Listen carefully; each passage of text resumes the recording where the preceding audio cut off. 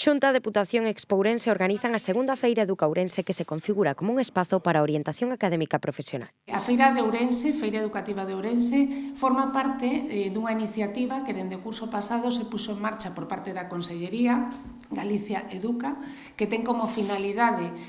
achegar a todo o territorio a distintas escalas mostras educativas que permitan á cidadanía próxima ter acceso a todas esas experiencias que se desenvolven nos centros educativos e que é preciso acercar o máximo posible, como digo, á comunidade.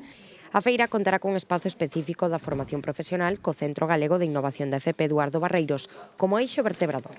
Ademais, estarán presentes as 3 universidades públicas galegas e o Centro Superior de Hostelería de Galicia, entre outras entidades. Por un lado,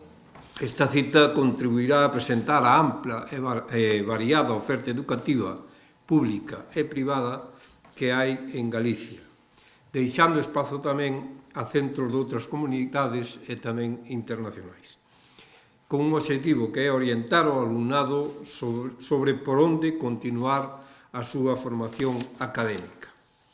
Polo outro, servir de plataforma de promoción da calidade e innovación dos centros educativos da provincia de Ourense.